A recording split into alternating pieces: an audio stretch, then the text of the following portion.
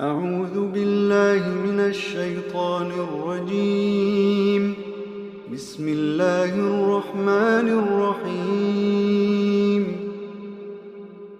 الذين كفروا وصدوا عن سبيل الله أضل أعمالهم، والذين آمنوا وعملوا الصالحات وآمنوا بما نزل على محمد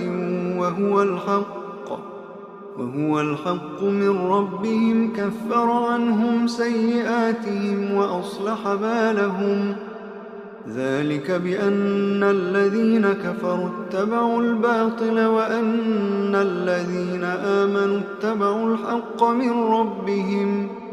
كذلك يضرب الله للناس أمثالهم. فإذا لقيتم الذين كفروا فضرب الرقاب حتى